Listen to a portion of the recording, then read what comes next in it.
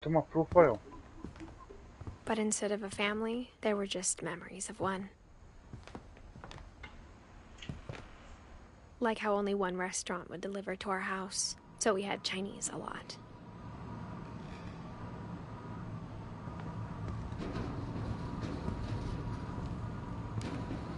Is that a one-person game? Yep. Nothing in the house looked abnormal. There was just too much of it, like a smile with too many teeth. It's kind of like that scary game I watched you play in that house. Was it Resident Evil? Was it Resident Evil? Yeah. Great-Grandpa Sven built a music box for Barbara, along with the rest of the house. Mom always told me to stay out of the basement, so I wasn't too surprised when the key didn't fit.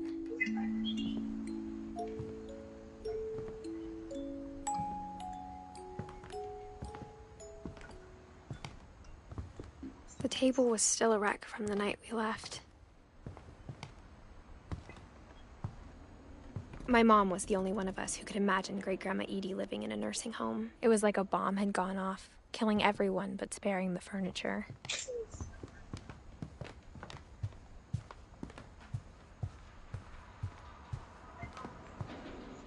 After Louis started working at the cannery, we all got pretty sick of salmon.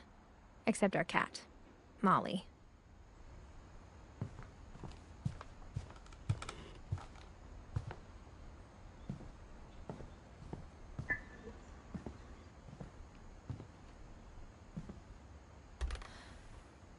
Edie told me once that every Finch who ever lived is buried somewhere in the library.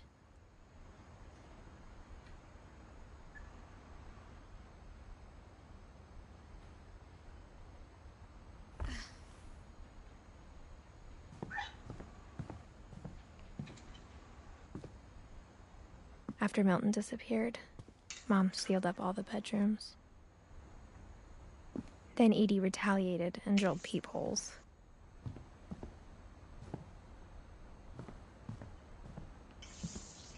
Whenever So we people wouldn't ask be me able to about my play it family, together, right? the first Nope. thing they always want to know about is Barbara. Mom must have locked the third floor stairs on the night we left.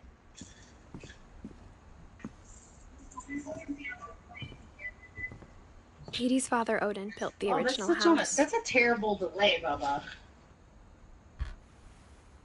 Barbara was a child star for 2 years, until America grew out of it.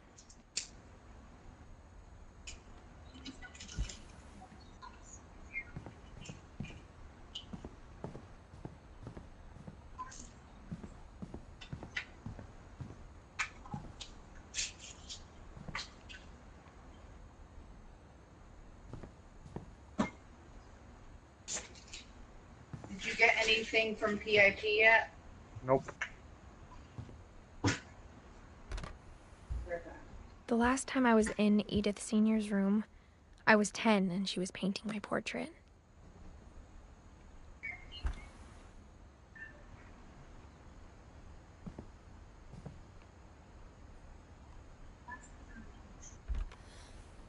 My Grandpa Sam spent 7 years sharing a room with his dead brother, Calvin.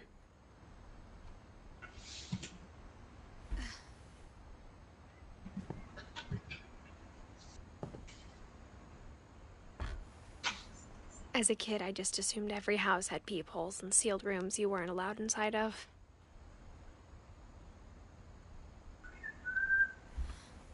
Whiskey.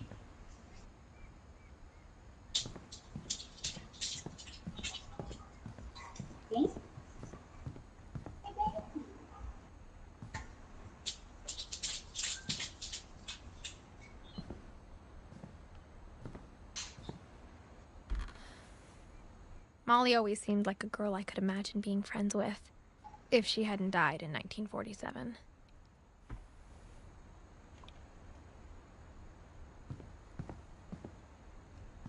I spent a lot of time playing in Great Uncle Walter's room. I think my mom sometimes regretted not sealing it up. Louis told me there were secret passages, but I never believed him.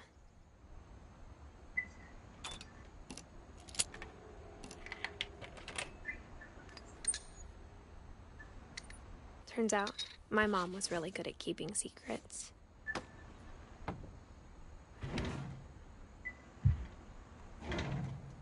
Now it was time to find out what my mom had been afraid of.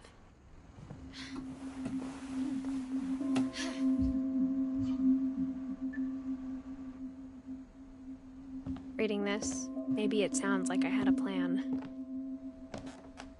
But I had no idea what was behind that door.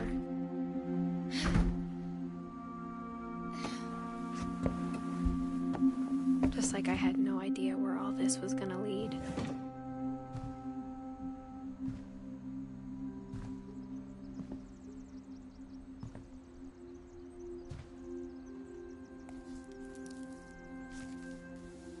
December 13th, 1947. Dear Diary, I'll be gone soon, but I wanted to tell somebody about what's gonna happen. It started when Mom sent me to bed without dinner. I woke up and I was starving, so I looked around for something to eat.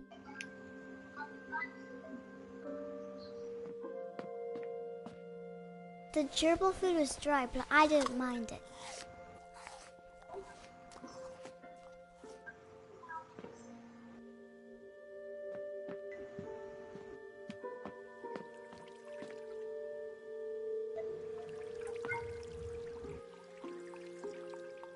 I thought about eating Christopher, but I held back.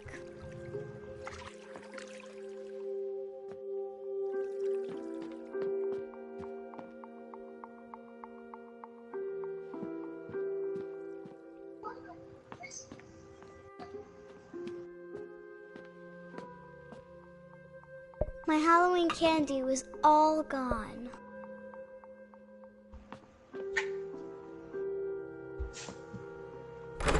Mom, can I come out now? Sweetheart, it's late. Go to sleep.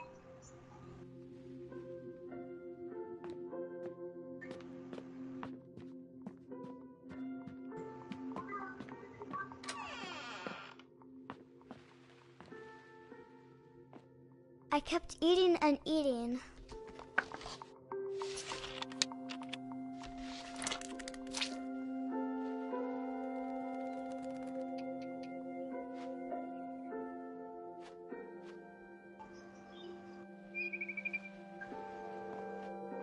I ate a lot of things that night.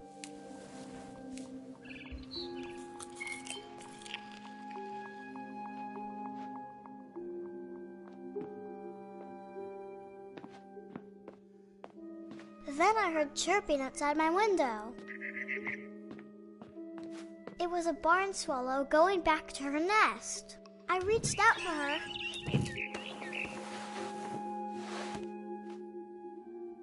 And suddenly, I was a cat. What?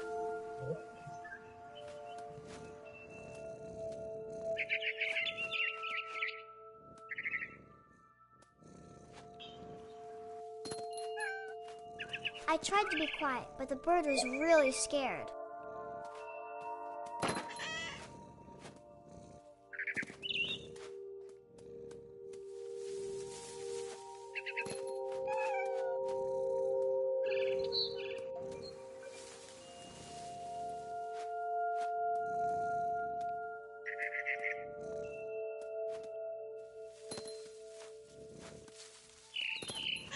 Mom and Dad didn't even look at me.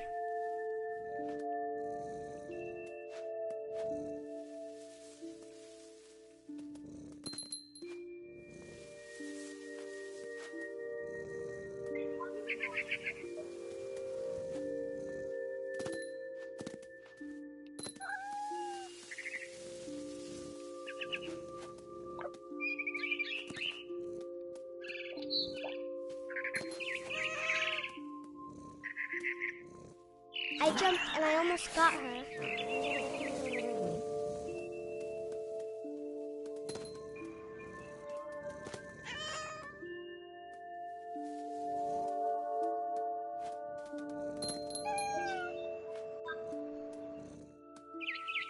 I could tell she was getting really tired.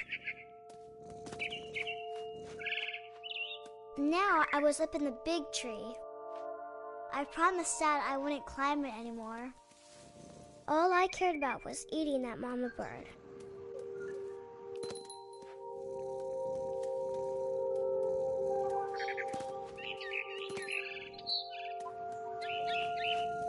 I gobbled her up. And suddenly, I was an owl. First, all I heard was the wind. Then I heard little teeth nibbling in the grass.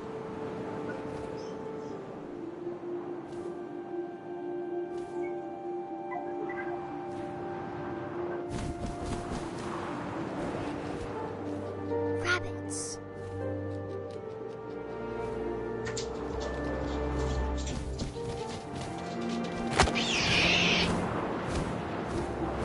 I imagined his face looking up and seeing mine through my talons. I swallowed him up, and I didn't chew one bit. Then I flew off to find something bigger.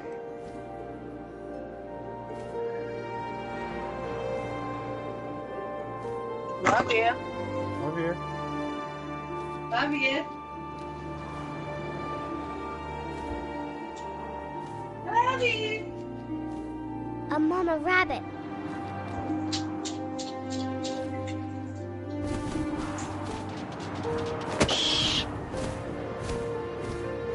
She was almost too big to carry. I started choking, but I couldn't stop eating. And suddenly, I was a shark.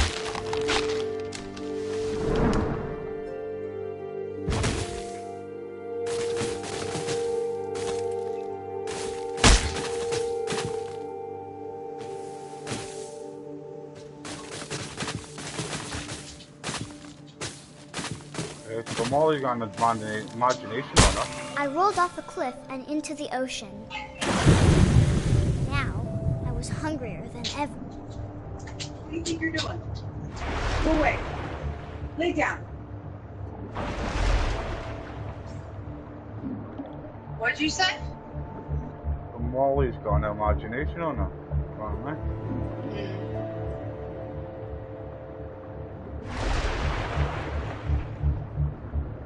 He's trying to I wanted my fat, bologna and juicy cheese. seals.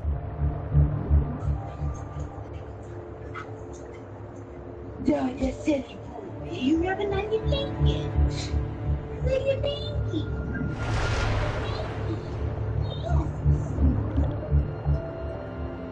Mama cleaned your blanket.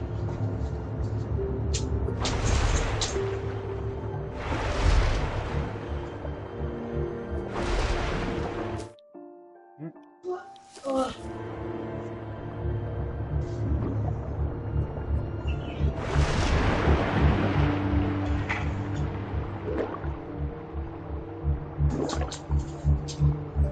Go lay down. Eat.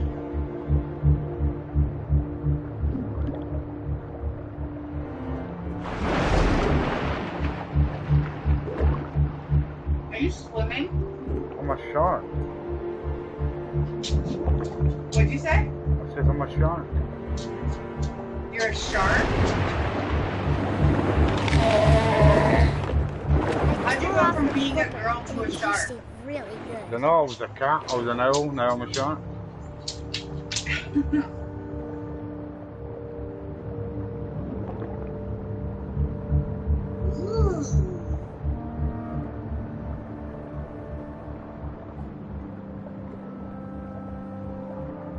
Babe, that echo is terrible.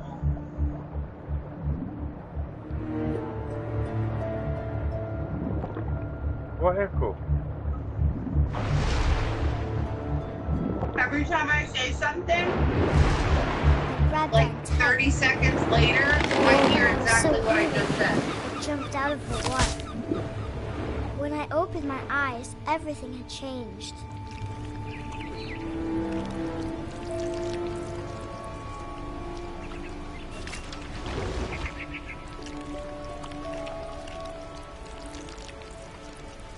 Now I was a monster, and I smelled people everywhere.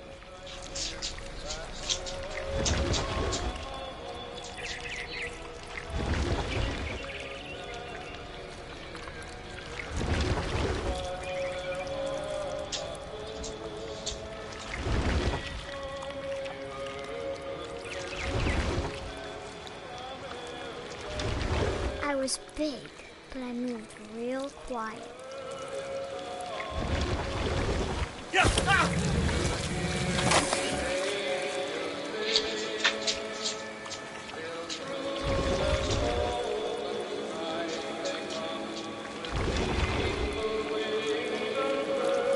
I wanted to stop, but also I didn't.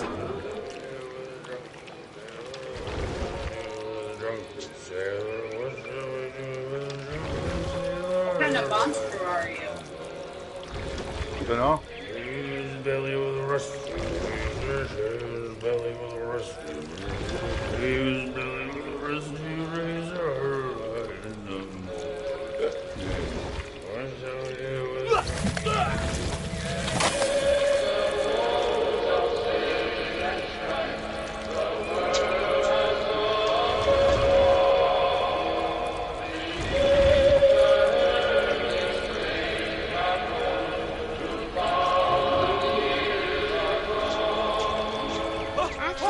Passenger, I was still hungry. And to cross the water, I smelled something new. Something I had to have, so I swam towards it.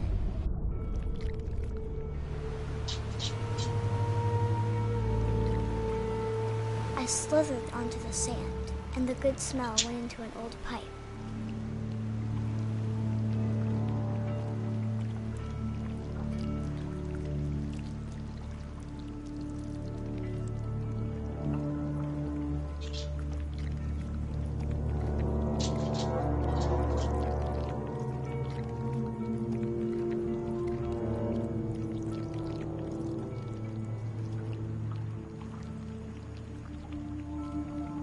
I got closer and closer.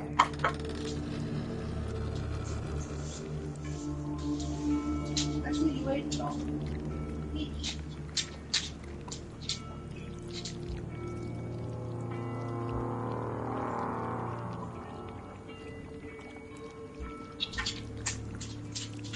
All of my stomach started growling. And suddenly, I was me again. I held my breath for a long time, but I couldn't hear anything. I think it's waiting for me to fall asleep. But it's not going to wait much longer. It needs to feed, and we both know I will be delicious.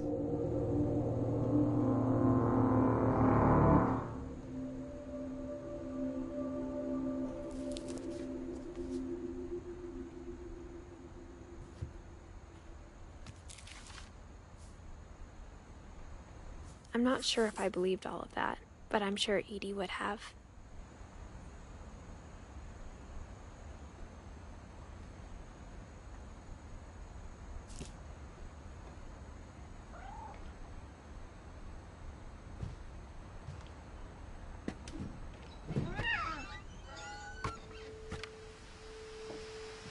This will be obvious later, but my mom never told me any of these stories.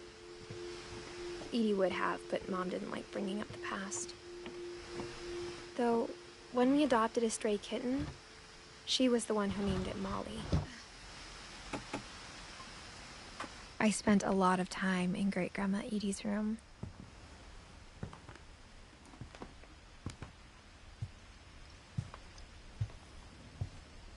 We got along, and it was a good place to hide from my mom. When Edie told people Sven was killed by a dragon, she could also have said he was building a dragon-shaped slide that collapsed. She could have, but she didn't. Good story. Her room was like a museum. For 500 years, the Finches have been famous throughout Norway for their fortune and misfortune. Odin Finch buries the latest victims of the family curse, his wife Ingeborg and their newborn son, Johan. On January 7th, 1937, he set sail with his family and his house, hoping to leave the curse behind. But 40-foot waves off the coast of Washington send the house and Odin to the bottom of the sea. Odin's daughter Edie, with husband Sven and baby Molly, step ashore on their new home, Orcas Island. Odin Finch is the first to be buried in the new family cemetery. His daughter Edie is already dreaming of a new Finch house. Oh, even just looking at that picture, it's creepy as hell.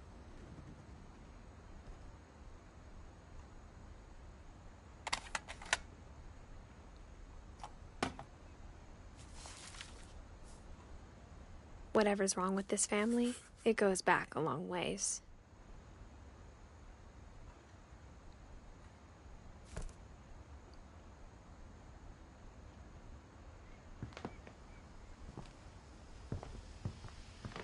Louis died a week before we left, but Edie had already started to memorialize him. Edie knit me a new pair of gloves every year, just in time to replace the old ones.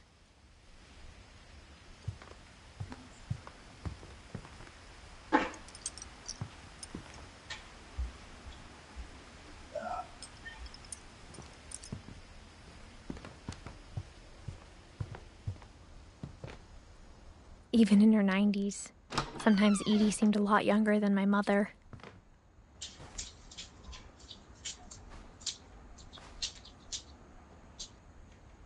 The only trace Grandpa Sam's first wife, Kay, left on the house was the pink bathroom. It was a pretty big trace.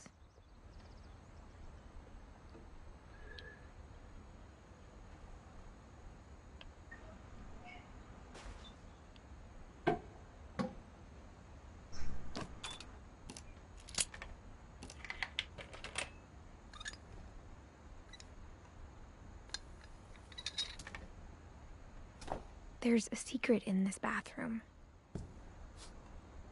It's in the last place you would look. It isn't in the cupboard. It's hidden in this book.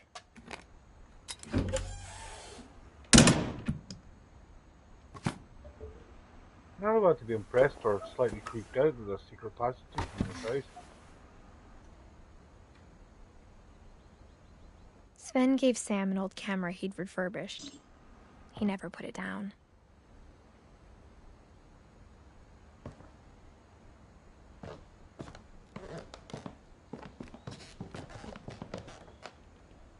From the paintings on the wall, it was clear my brother Milton had been here before me.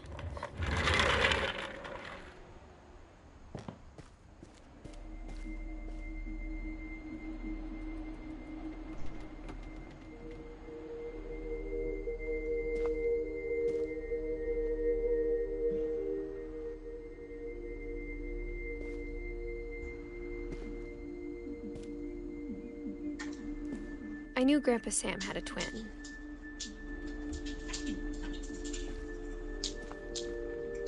Love you. Love you. And that he never talked about him. I guess my grandpa didn't like history any more than my mom did.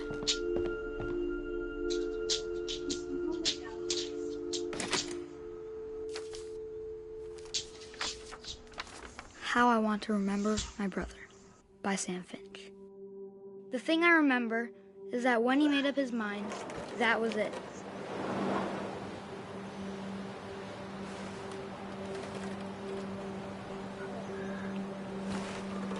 My brother said he'd die before he ate another mushroom, and he did. At Barbara's funeral, we swore we'd never be afraid again, and he wasn't. I think Calvin always wanted to fly.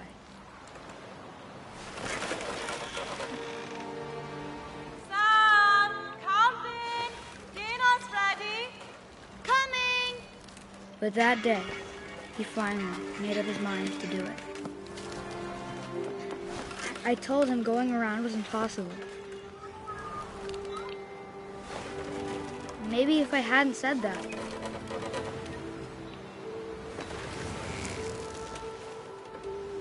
Calvin! I'm not gonna tell you again! maybe if the wind hadn't picked up, then maybe he'd still be here. But I doubt it. I think he'd already made up his mind. That's what I want to remember about my brother.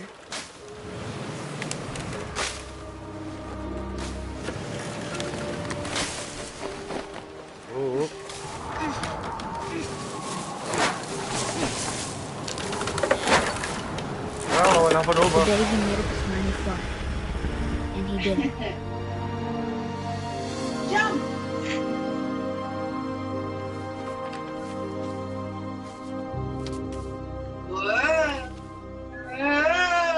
Calvin's story felt strangely familiar.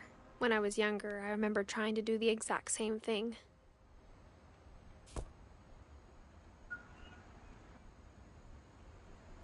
After the funeral, Edie roped off Calvin's half of the room.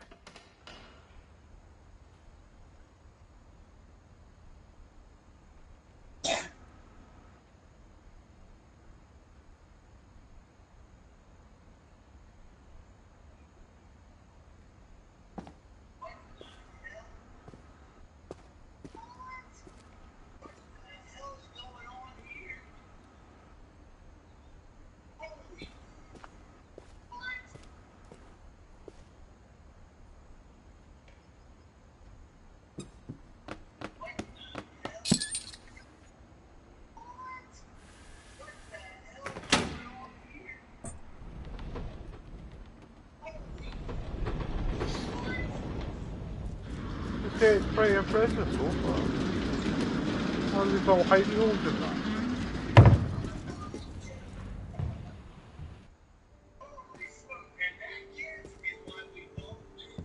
The passages were a pretty tight fit. They'd obviously been built for smaller hands and bellies.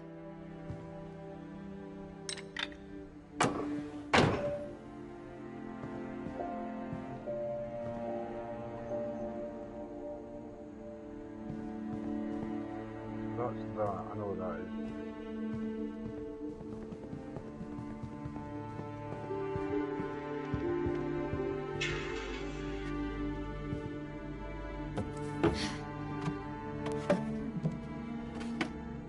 Growing up, I always thought of Barbara as a child star.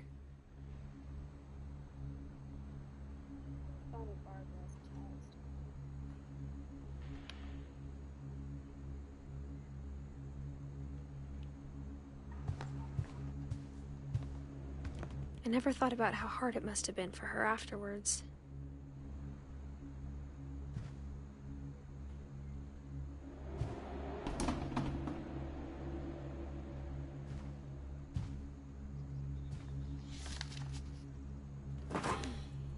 Of all the stories people wrote about Barbara's death, I'm surprised Edie saved this one.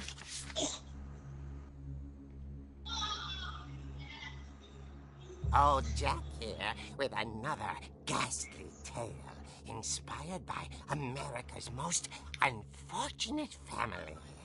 I'm calling it The Surprise Ending of Barbara Finch. As a child star, Barbara was famous for her scream. Now at 16, she was all washed up. A has-been. But in a lucky break, she'd been asked to perform her signature scream at a local convention for monster movie fans. It was just the boost her career needed. Unfortunately, her scream hadn't aged well. Getting better. I think you just need the right motivation. Her biggest fan and current boyfriend, Rick, was about to demonstrate when... Now that was a great scream. It was Barbara's father, Sven. He'd slipped into a table saw and had to be rushed to the emergency room. So Barbara got stuck babysitting her youngest brother, Walter. Her convention comeback was cancelled. Okay, I'm hearing frustration, but I'm not hearing terror. What if I tried... A gang of hoodlums in Halloween masks have been terrorizing Orcas Island tonight. Police are urging residents to... That came from the basement. You're right! Also, I loved your delivery on that. Why is your basement door locked? Because my dad likes making puzzles and secret passages. There's a key hidden in the music box. The secret is to keep winding and winding until finally the key pops out. Thanks, babe. I'll be back in a sec. 20 minutes later, That looks like I'm going Rick to the basement. hadn't returned. So Barbara went to look for him, right on cue. She reached for the music box.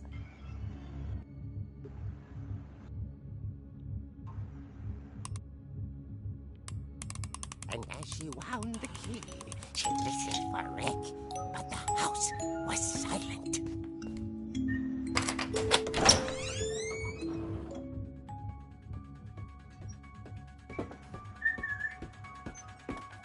I don't like that. It totally reminds me of the Friday the 13th music.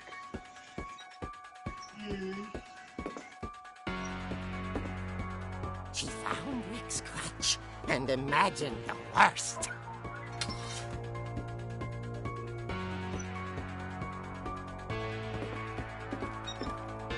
Creepy.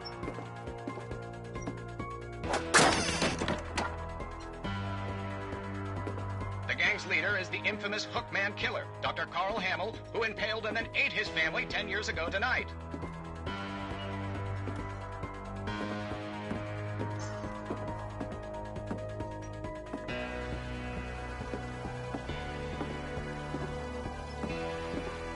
The old fridge rattled and grew still.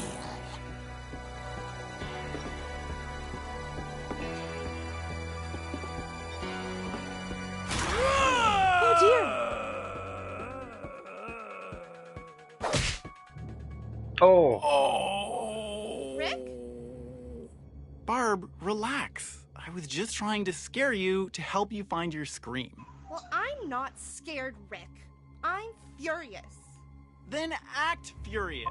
All I'm getting from you now is that you're hurt and confused and She threw him out, but she kept a little something to remember him by. Barb, have you seen my other crutch? And she was still holding it when she fell asleep watching the Late Picture Show. Hours later... Barbara! Walter, what's going on up there? Ah! Okay, I'm coming up, but if this is a trick, you're dead, Walter.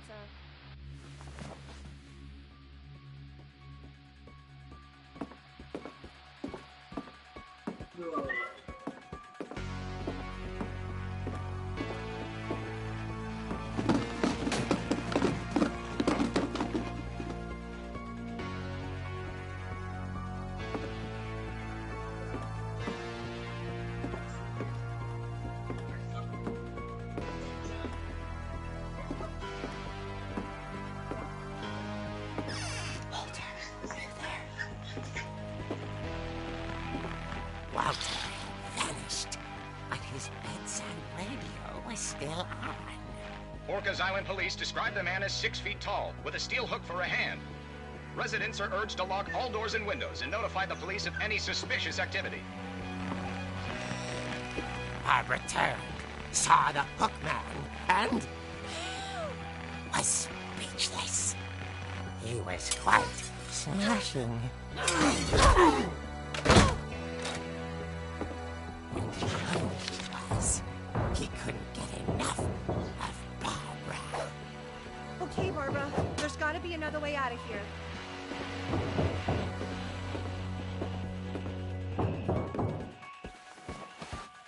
That night, she played her part beautifully.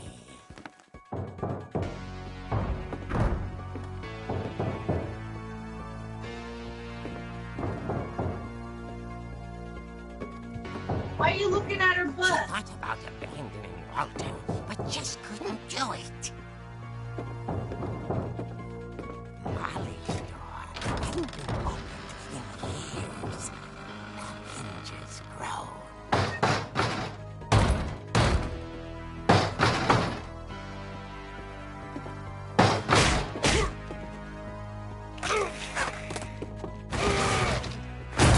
He wasn't moving, but she sensed the story might not be over yet.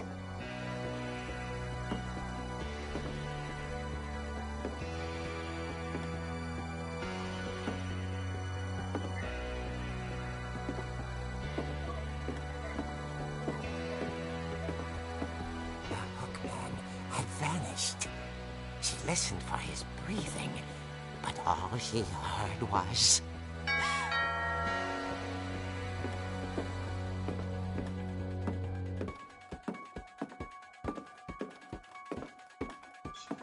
At the door, she heard whispering. It was coming from inside the house.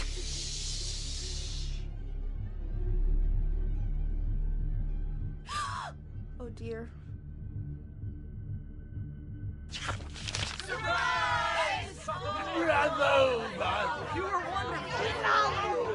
monsters had come to surprise her. For Barbara, it was a dream come true. Then she saw what kind of monsters they were, and she realized what was about to happen. She was going to... Why are you a cartoonist? And with her final breath, Barbara Finch gave the performance of her life.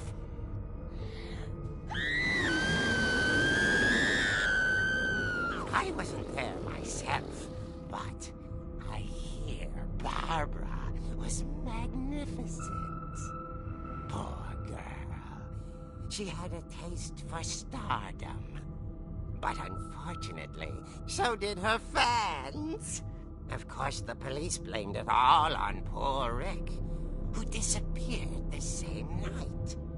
And little Walter, hiding under his bed the whole time. He took it all pretty hard, but that's another story. As for Barbara, tucked inside the music box is all they ever found of her. Her ear. Now that's what I call a real eerie tale. Oh my god, the bad pun.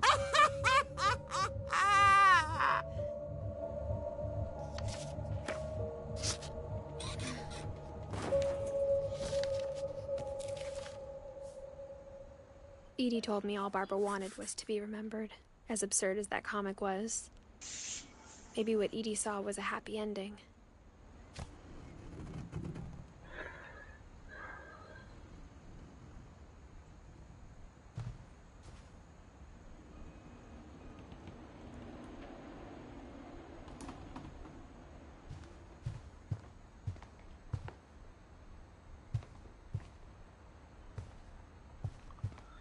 Right, so through here, and it looks like I'm going into the basement. I guess now I know why Mom didn't like me playing with the music box.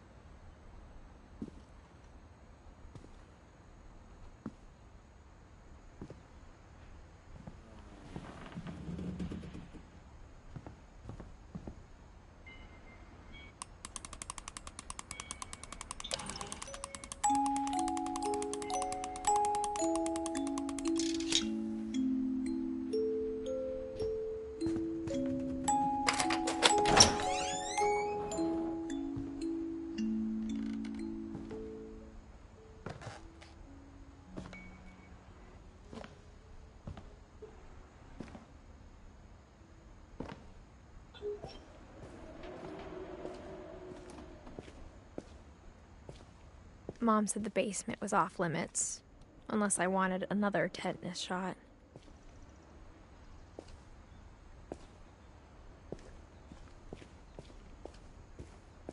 I saw Edie sneak down to the basement once, carrying packages. I thought maybe she was hiding presents. It turned out she was hiding a lot more than that.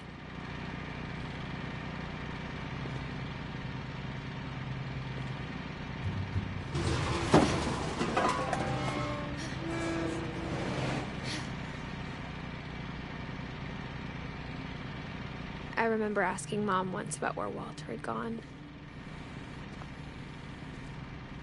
She said after Barbara died, he got as far away as he could.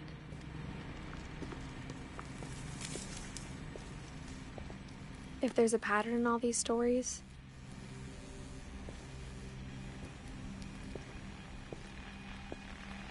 I think it's that none of us has gotten very far.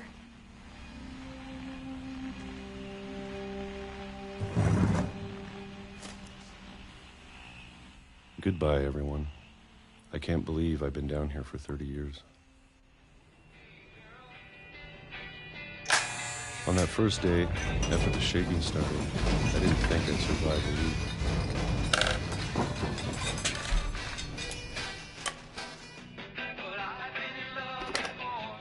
But after a few days, I settled into a routine.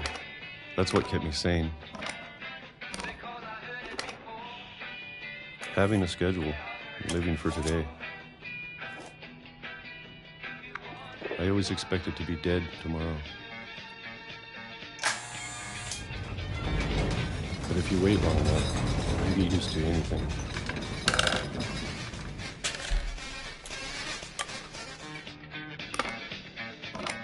Even a monster on the other side of the door starts to feel normal.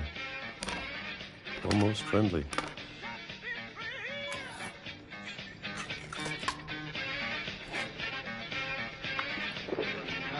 And then one day, everything just stopped. Whatever that thing was, it was gone. Maybe it got tired of waiting. Or maybe I just got tired of being afraid.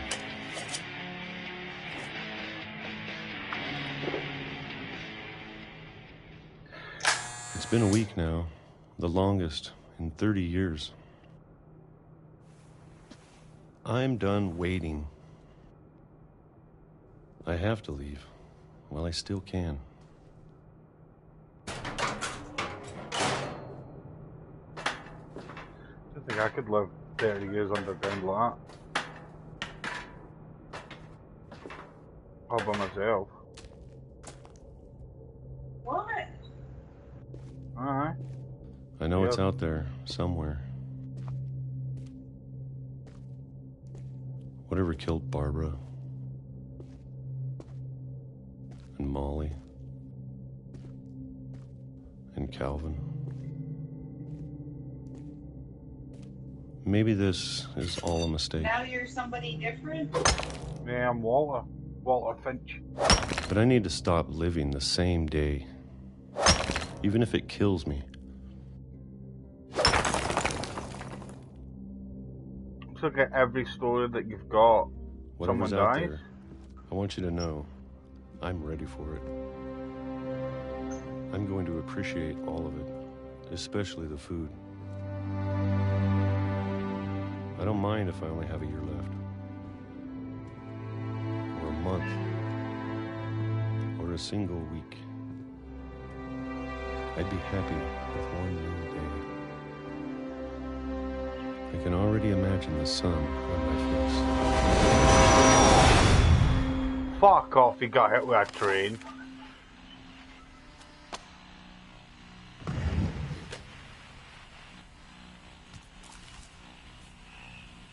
Walter died when I was 6. I can't believe my mom never told me he was down here.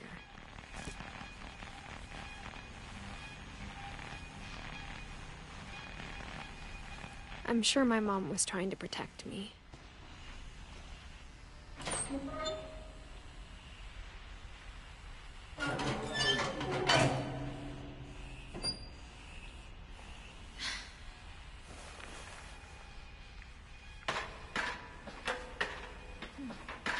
Maybe she was afraid I'd end up like Walter. But if she never told me about an uncle under the house, I can only imagine what else she was hiding. I don't want to make the same mistakes she made.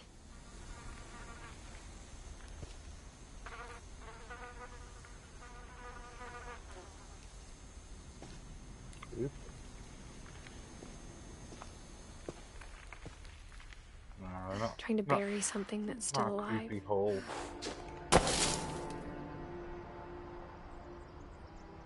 Here we go.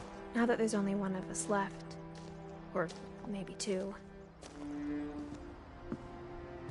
I thought it was time I heard the stories for myself. and found out what happened to everyone else. But now I'm worried the stories themselves might be the problem. Maybe we believed so much in a family curse, we made it real.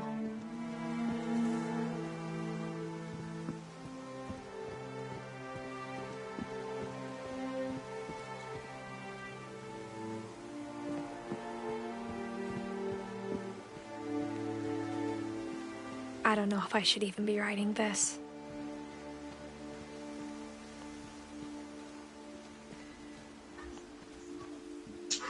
Maybe it'd be better if all this just died with me.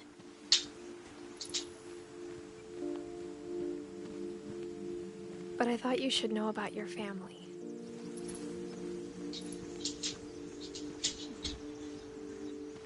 And the history you're a part of.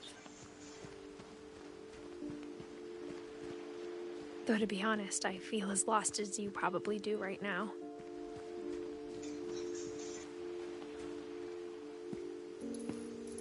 I think the people in these stories believed them, for what that's worth.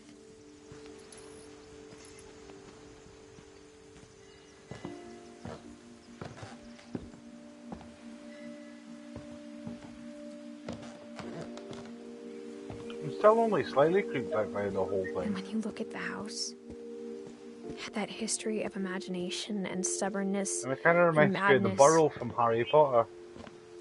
All those rooms. Any of it seems possible.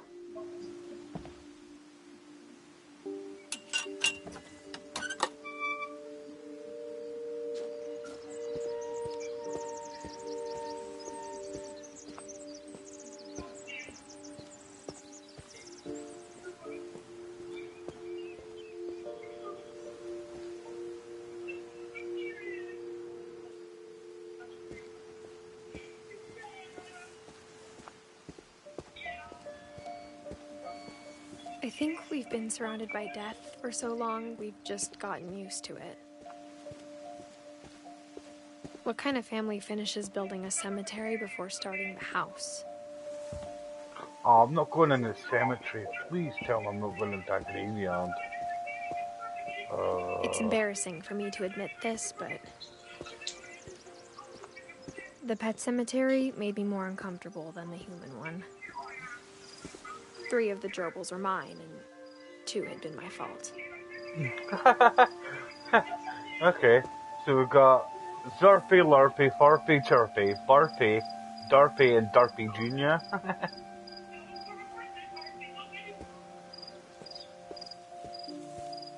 Sven built the house, but it was Edie who designed the cemetery.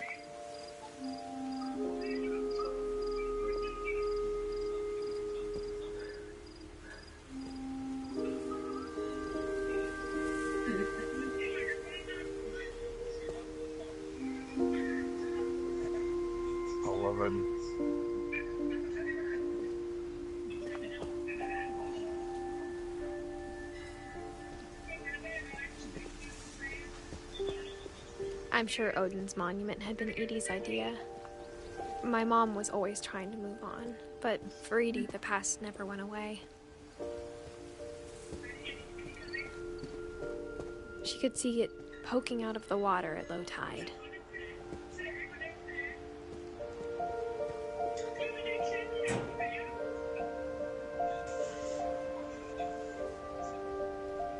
Edie said she dreamed about the old house every night.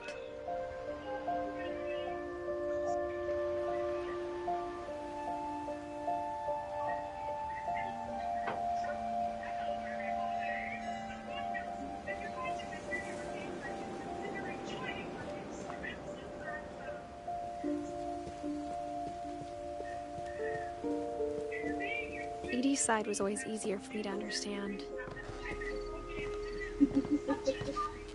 But the older I get, the more I can see where my mom was coming from.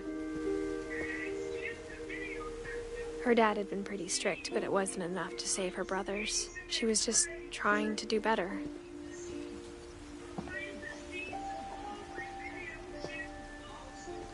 She lost 2 of her brothers, just like I did. I get why she tried so hard to protect us. We never found Milton's body, so my mom insisted we were putting up a monument, not a tombstone.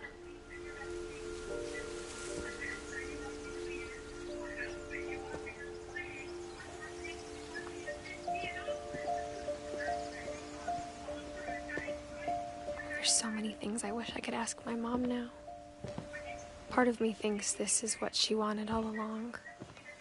For me to come back someday and find everything out for myself.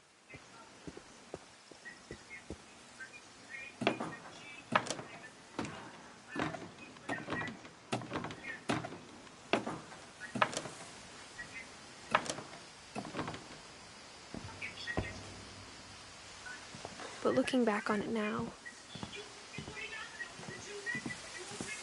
if she told me there was going to be so much climbing, I never would have come when I was 22 weeks pregnant.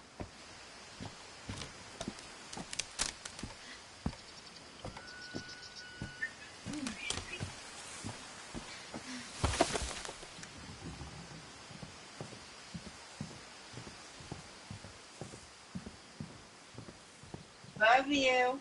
Love you. I never met Grandpa Barely Sam, hear you. but I think he and my mom had a lot in common.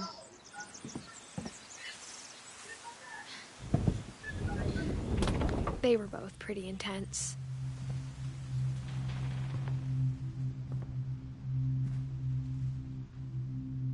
Sam spent his life shooting photos, but Mom said he got nervous being in front of the camera. I guess we're all afraid of something.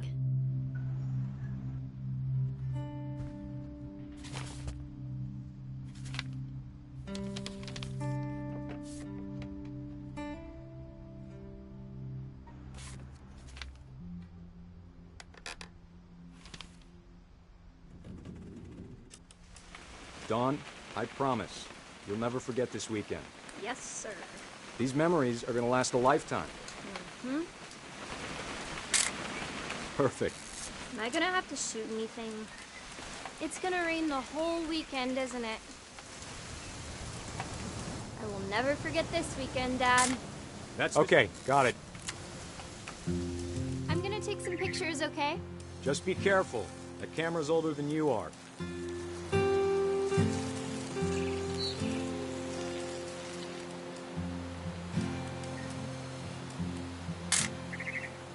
You're right, Dad. It's starting to clear up. Still freezing, though.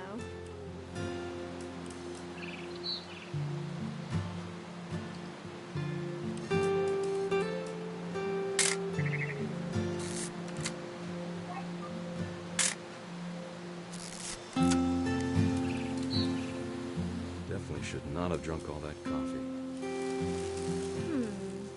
Hold still while I take a picture of you. Hey! That's a keeper. Nothing quite like being outside. I'm just saying, I'm not always gonna be here, Dawn. You'll need to remember this stuff, if you want to survive. I'll be fine, Dad. You know who else thought he was gonna be fine? Some guy who died. Dawn, I'm being serious. I know, Dad. You're always serious. Doesn't being out here make you want to chill out? Well, to tell you the truth, I haven't been out here in 20 years. Dawn, don't you think you could find something more interesting to photograph? Last time I was with my brother Calvin. Man, that was a great trip. Your grandpa Sven taught us how to fish, how to build a fire. Dad! Good eyes, Dawn. Before you take the shot, let me get a picture of you.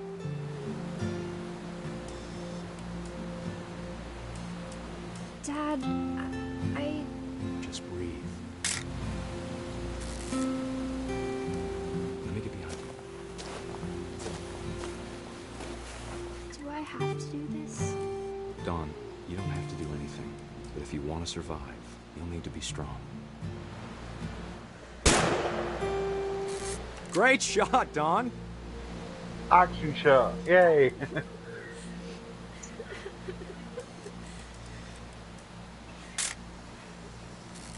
I'm proud of you, Dawn. Always remember that, okay?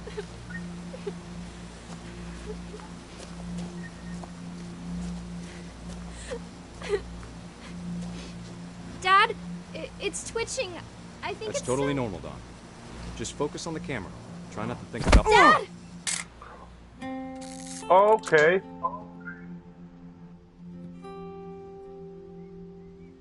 That's what happened to Sven.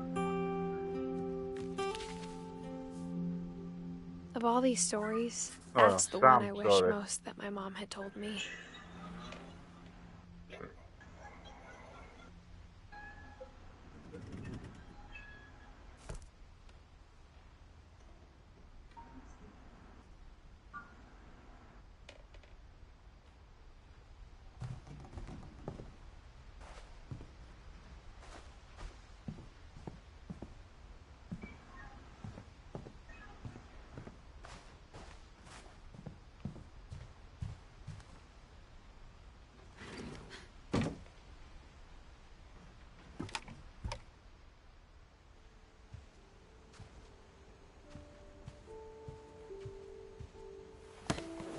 After Sam died, my mom and Edie got really close. They'd both lost a lot.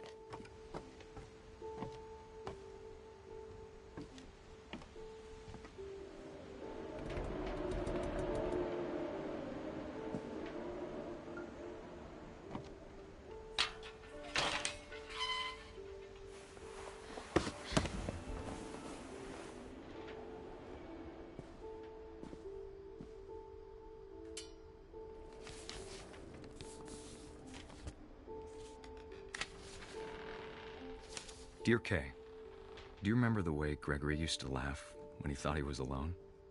Like something funny was happening, but only he could see it.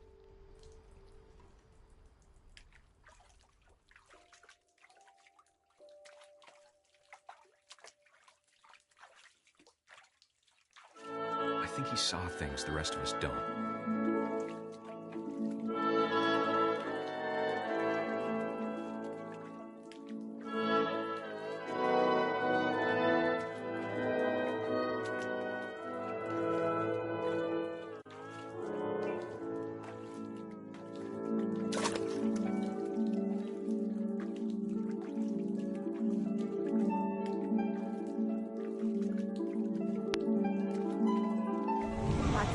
Gregory, it's time to... Hold on, sweetie. Hello? Sam, I told you I don't want to talk right now. I wonder what he saw.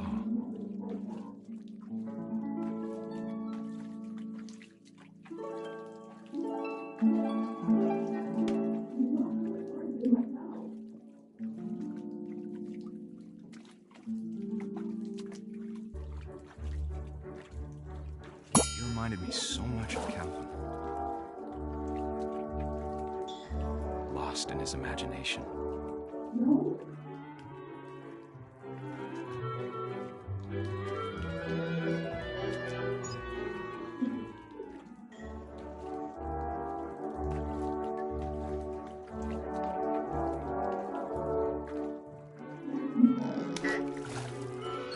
Whatever it was, he saw.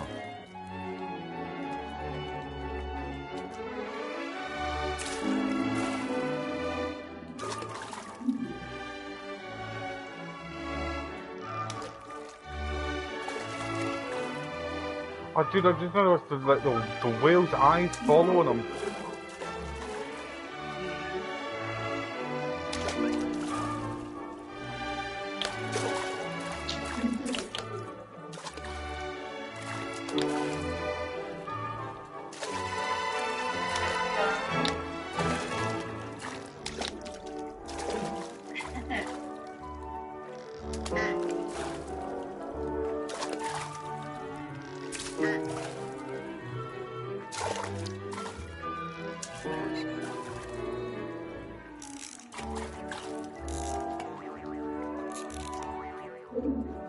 It sure made him happy.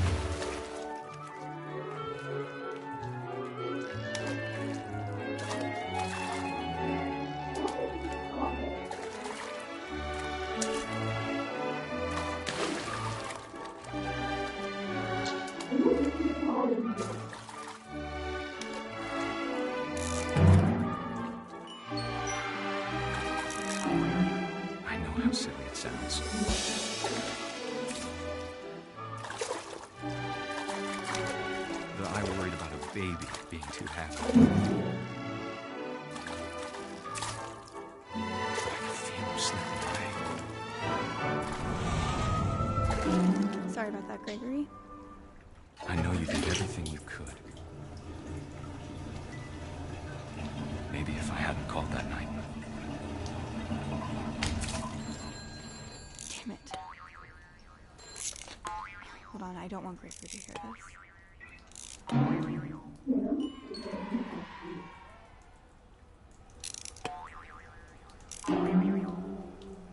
I wish you could have told us about the world we saw.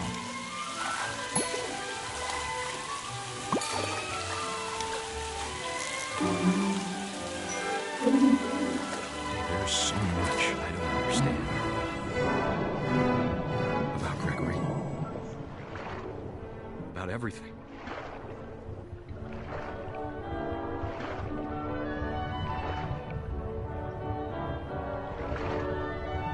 But I know what happened wasn't your fault.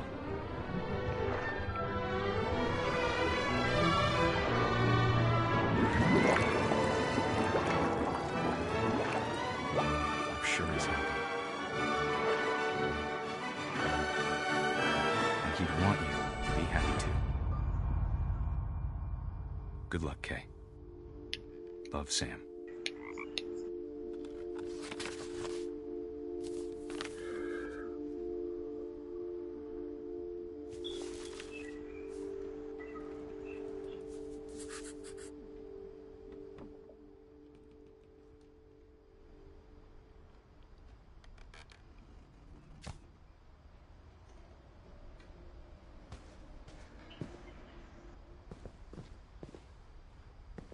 I can't imagine my mom ever writing poetry, and yet... A poem for Gus, who always said the wedding was a bad idea.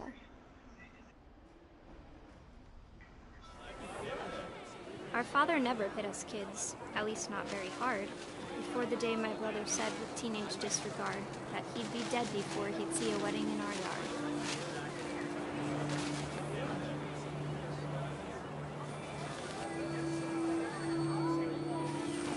My father made him come, of course, but Gus stood far apart, just flew his kite and bottled up the storm inside his heart.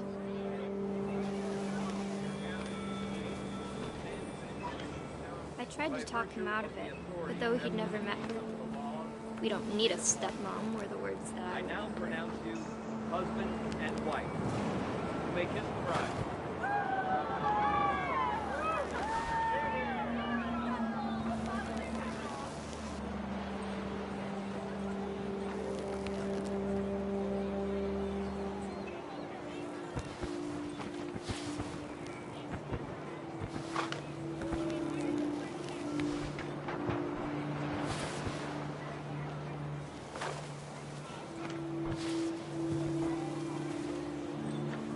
When the time for photos came, Dad ordered him to Come here. But Gus declined, and as a sign held up his middle finger.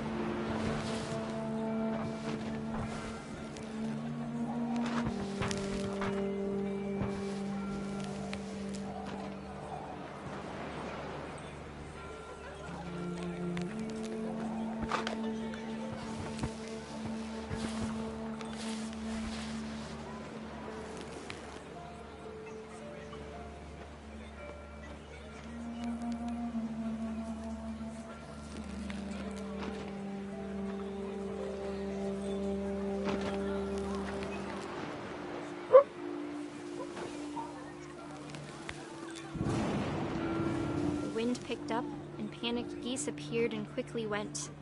But all the humans did that day was go inside the tent.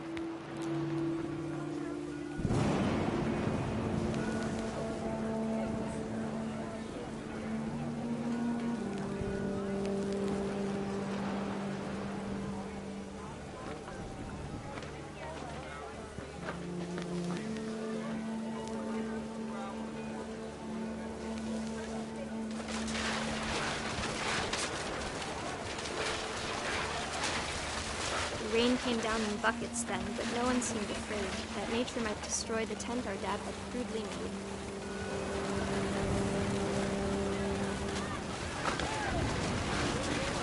The thunder sounded much too close and full of angry power. But all my father said to this was, "Make the music louder."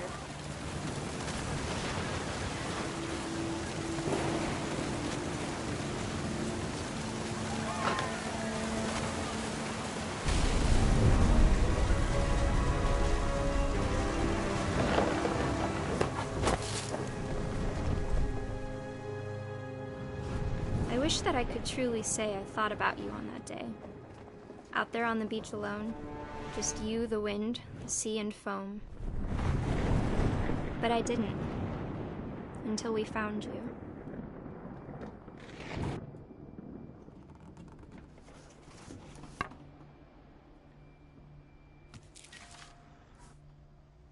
She never talked about him, but Mom told me once if I was a boy, they were going to name me Gus.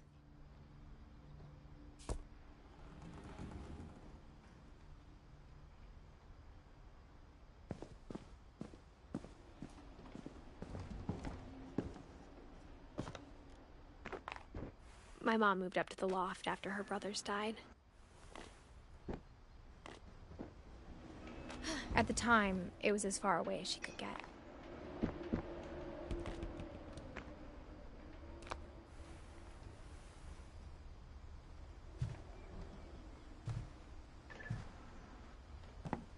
She spent a summer building houses in Calcutta, where she met my dad, Sanjay.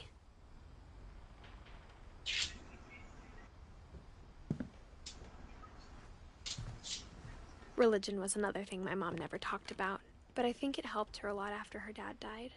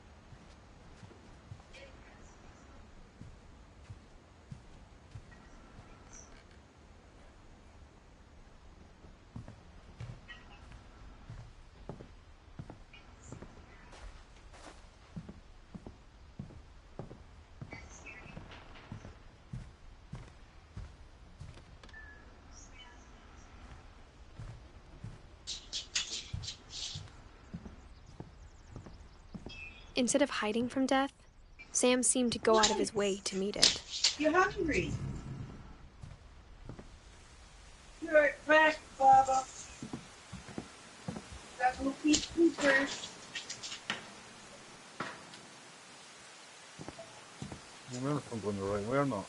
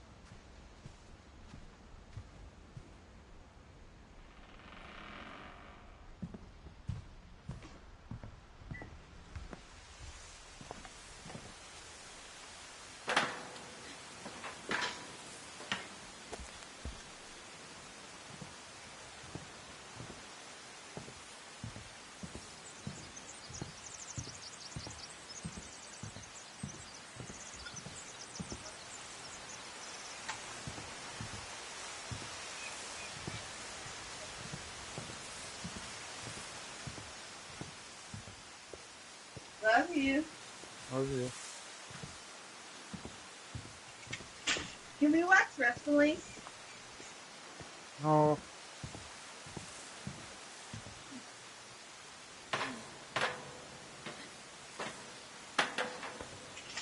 Can I stop watching this?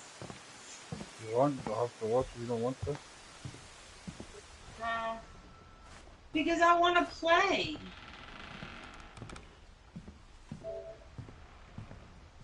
Oh, but I don't want to play it now. I'm tired.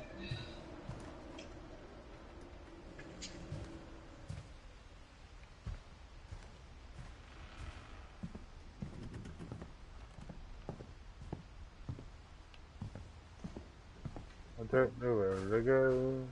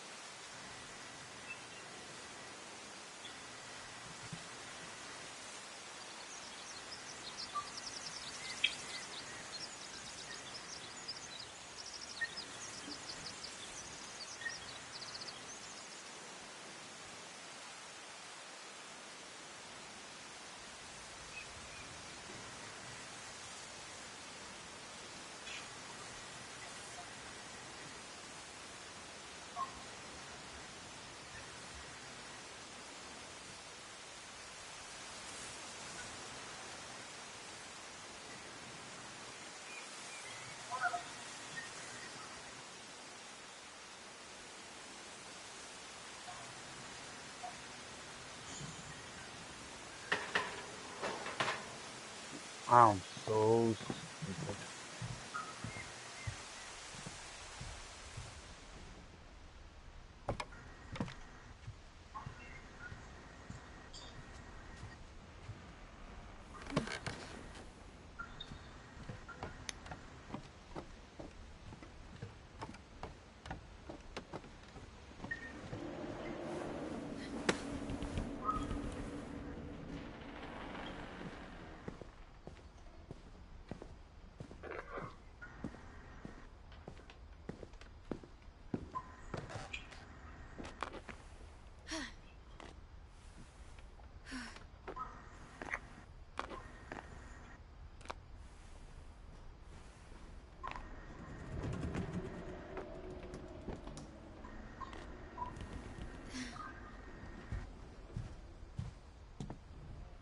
My mom moved to India a week after graduation and got a job teaching English.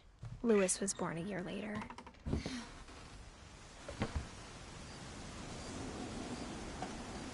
When my dad died, I don't think Mom knew where else to go. I'm sure Edie was happy to have her back.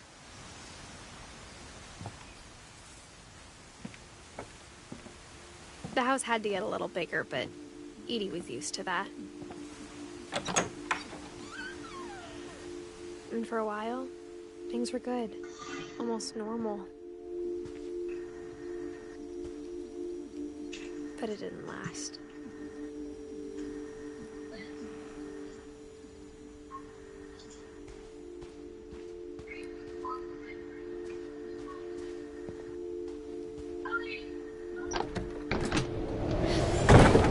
The beginning of the end was Milton's 10th birthday, when Edie gave him a castle.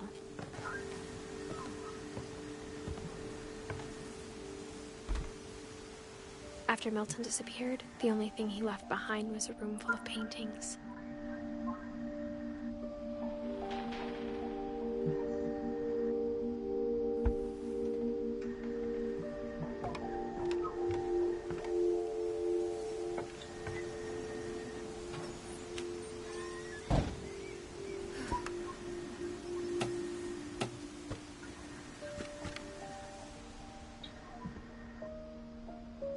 I think Edie was happy to finally have another painter in the family.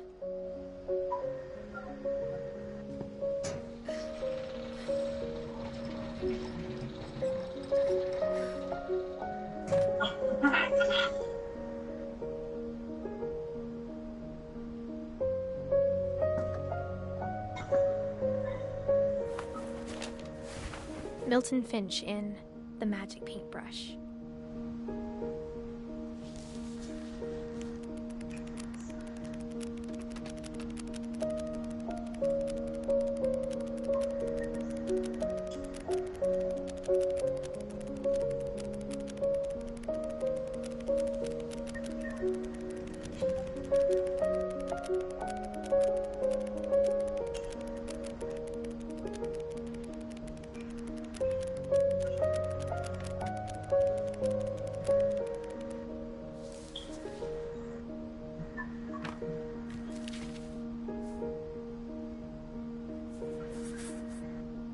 I was 4 when Milton disappeared.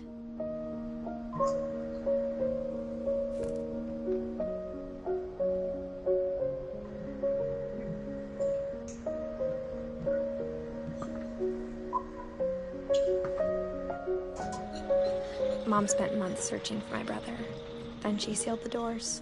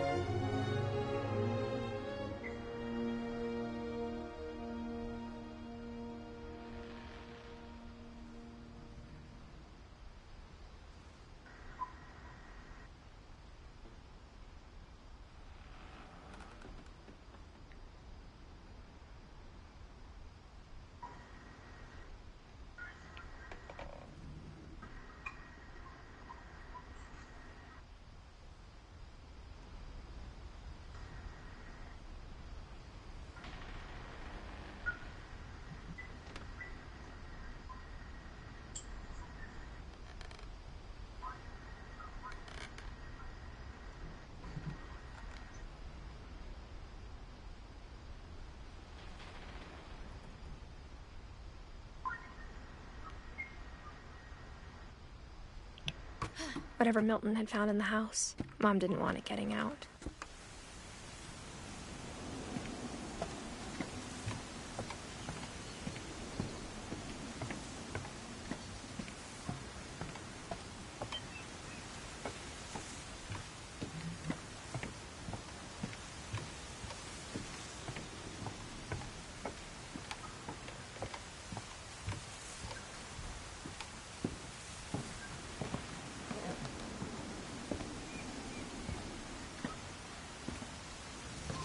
Mom definitely blamed Edie, but I think Louis blamed himself.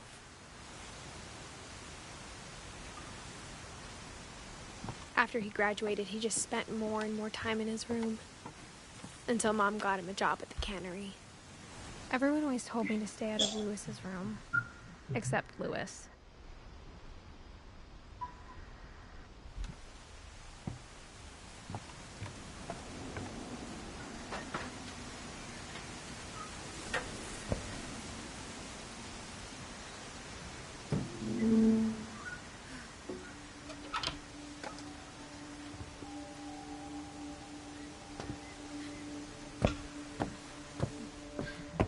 Louis's room smelled very, very familiar. That part of him lived on. Louis and I spent a lot of time playing games together, but he was surprisingly bad at them. He died a lot.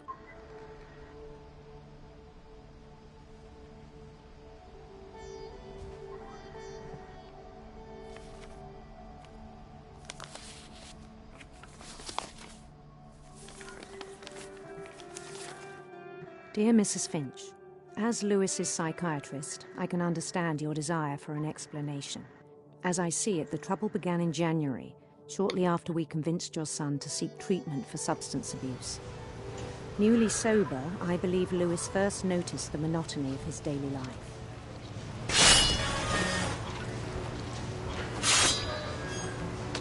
He kept working at the cannery, but he withdrew part of himself. In our sessions, I saw the same behavior. His mind began to wander.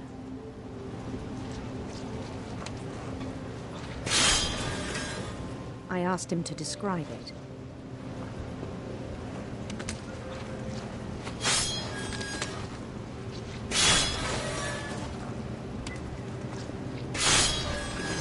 He said he started small,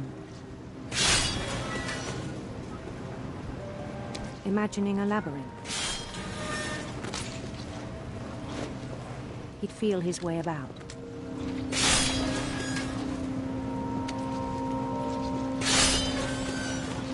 Then something moved. Bats. And toads.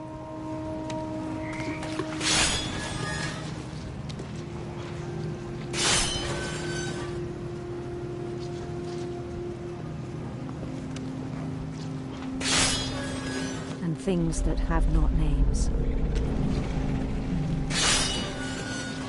He knew it was all in his head. But he took it very seriously. I had hoped he'd find himself.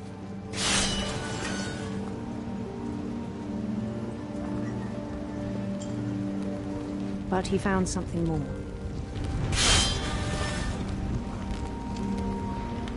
I worried about him then, daydreaming at the cannery.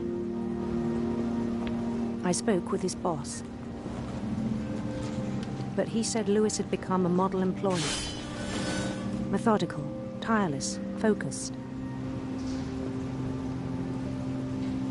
Like a whole new Louis. So I let him go on.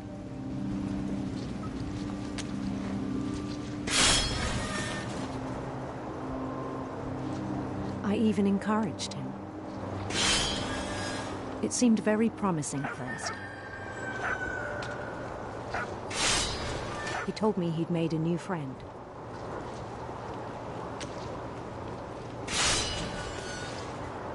On the edge of a city he named Louis Topia. He built the city up slowly, brick by brick. Then he made musicians.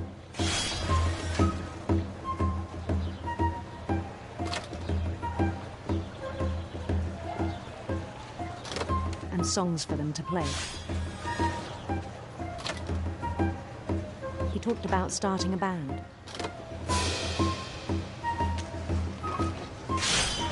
And he was always humming something. Every day his imagination grew stronger.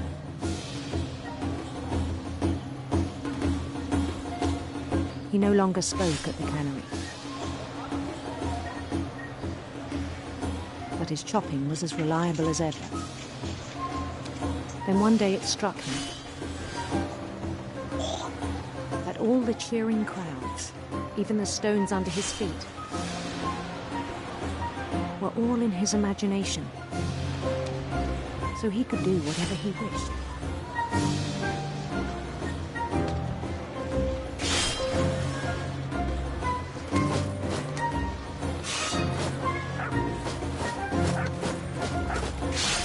He held an election for mayor, and he won. They begged him to stay, but his mind was already wandering. It became a game for him.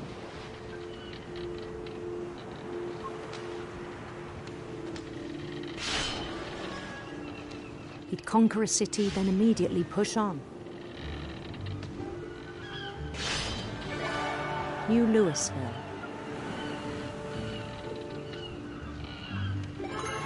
St. Louis. Ah, St. Louis. He started drifting away from our reality.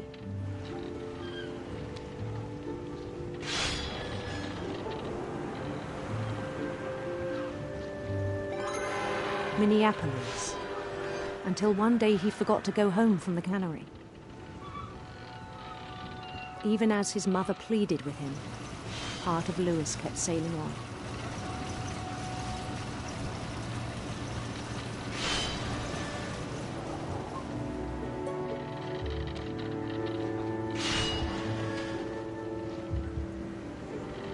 In Louisburg, he heard rumors of a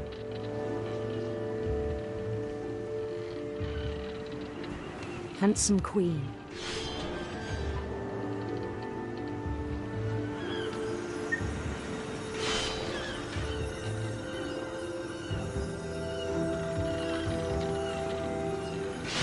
The queen was on her own quest for radiant rainbows.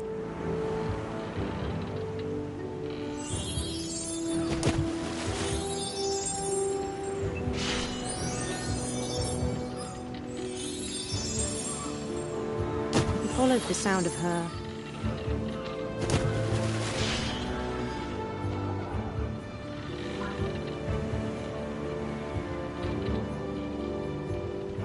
silver harp.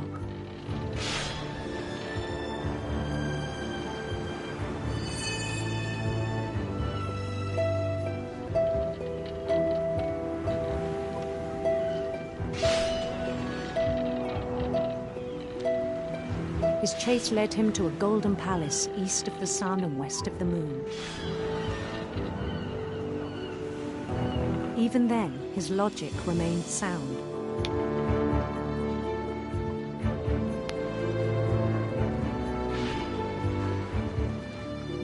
He knew the world was all in his imagination.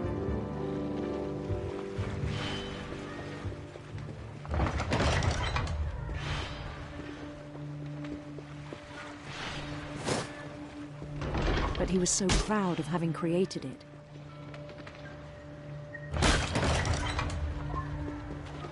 In his own eyes, he'd become something greater than a king.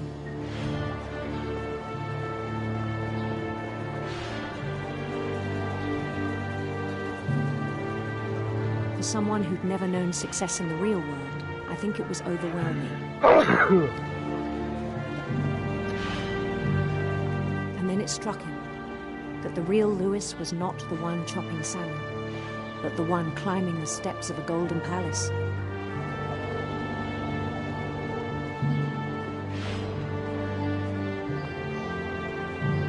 My imagination is as real as my body, he told me. It was hard to argue with him.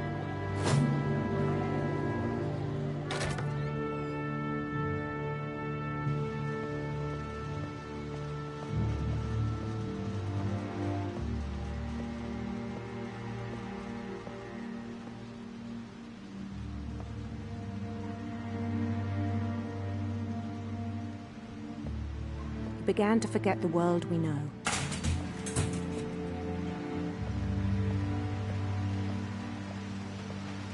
I think it pained him to remember Lewis, the cannery worker.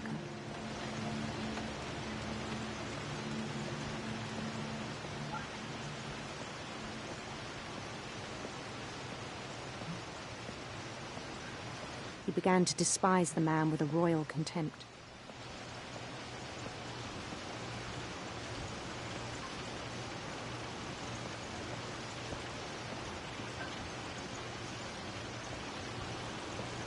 I still thought I could save him.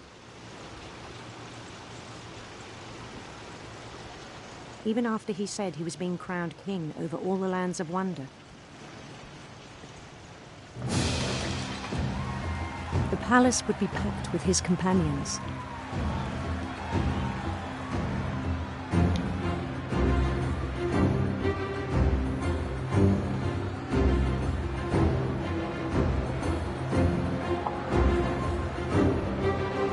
Including the wise Calico who'd insisted on inviting me.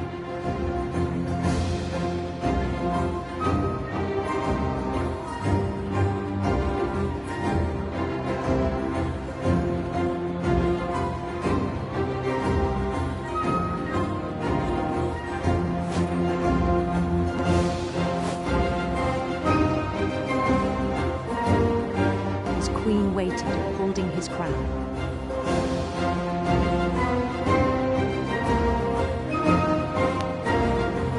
There was only one thing left to do.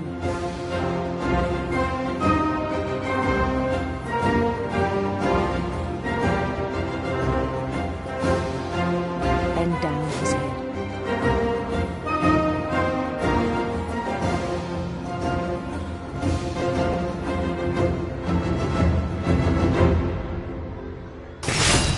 And the rest I think you know.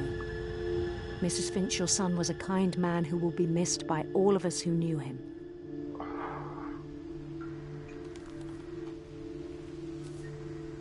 Baba? Yes? Do you love My brother me? was really cool. Yep. I wish you could have met him. Are we gonna be together forever Yep. and ever? Yep. And ever, never, never? Yep. Even when we're old? Yep. On the way back from Lewis's funeral, And my senile? mom told me to start packing. She waited until the day before we left to tell Edie. And senile? Yep. I'm not sure if she wanted to make it Do you easier only or say harder. yep? Nope. I wish Do you we'd only stayed. have 2 words in your whole repertoire? Yep. But I understand why we left. Excuse me? Do you only have 2 words and a cough? Yep. Will you stop? Nope. Hey!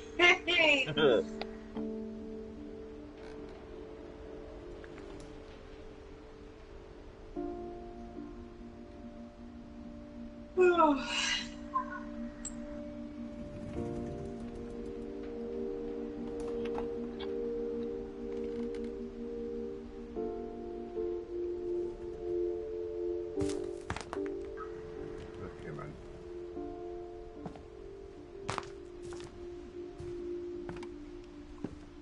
My mom ended up leaving everything behind. What happened that night had been coming for a long time. Maybe it should have come sooner.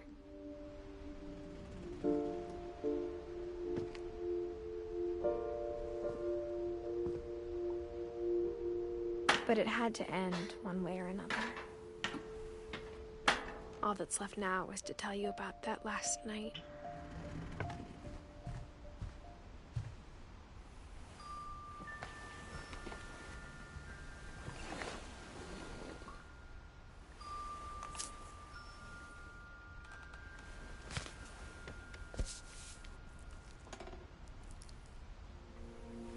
That whole last day, Edie just watched us pack and didn't say a word. Until supper, when she raised her glass and said, "To our final night together, and all our final nights apart." Grandma, you know what I said about alcohol. Some of your medications are very Edith, specific. I left a present for you in the hallway. Why don't you go open it? The grown-ups have to argue now. I'm sorry, you're right. We're all leaving tomorrow. Let's just enjoy our last... I'm not leaving. Edith, you're excused.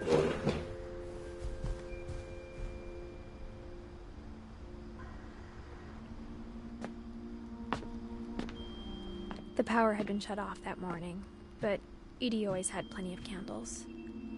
When my mom sealed the library, I don't think she knew about the other entrance. Or that Edie had a key to it.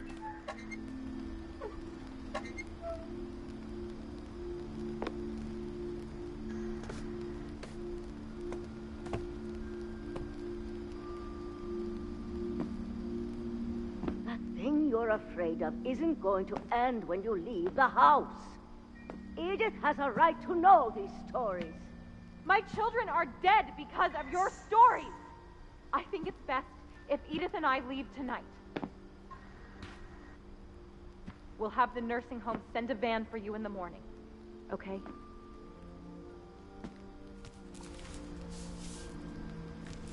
Dear Edith, there's so many stories I wish I could tell you, but there's only time for one. This is about what happened on the night you were born. That night, the tide went way, way out. It was the first and last time I ever saw the old house aground. There'd been an earthquake out in the middle of the ocean. They called it the lowest tide in 1,000 years. God, it smelled awful. You know, I've seen that house every day of my life.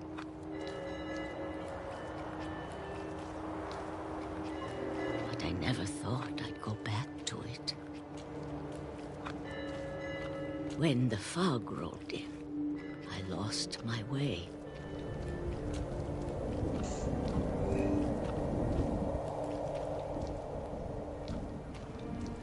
I got turned around.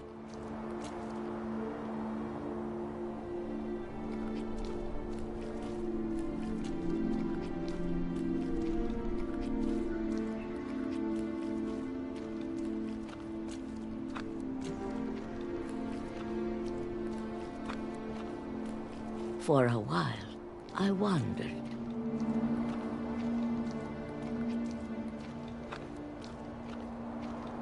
I started seeing things.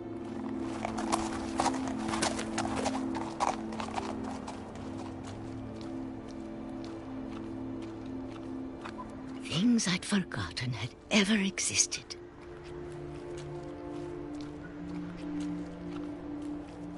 But when I saw them, they felt like old friends. That night, a lot of things came back to me.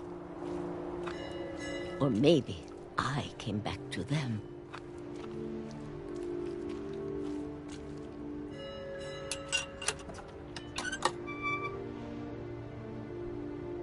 Things I can't explain, but that I need you to try and... Edith, what are you doing in here? It's mine. Edith! Mom, you're gonna rip it! Let go!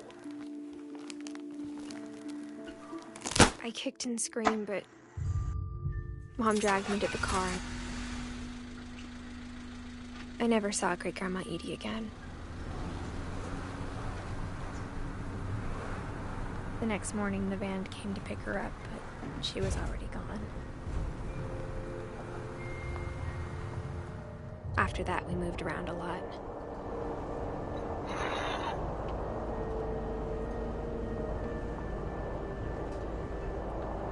We both tried to make the best of it.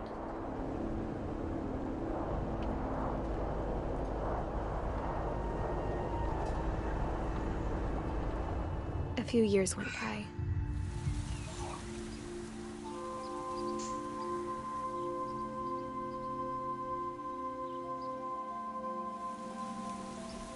My mom didn't like to talk about it. But she started getting sick a lot. The rest happened pretty quickly.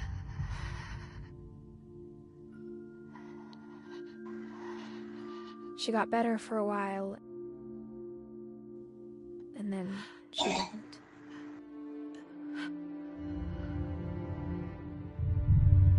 And then I was alone.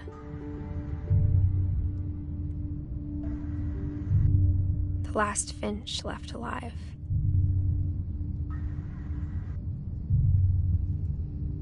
Until I found out about you.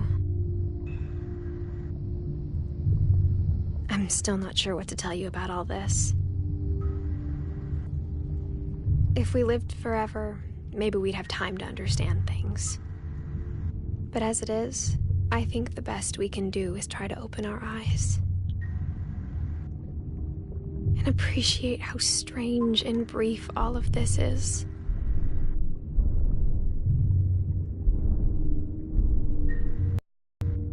This journal was supposed to be for you. But now I hope you'll never see it. I just want to meet you and tell you all these stories myself. But I guess if you're reading this now, things didn't work out that way.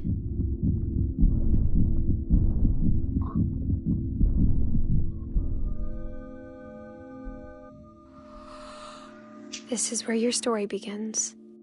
I'm sorry I won't be there to see it. It's a lot to ask, but I don't want you to be sad that I'm gone. I want you to be amazed that any of us ever had a chance to be here at all. Good luck.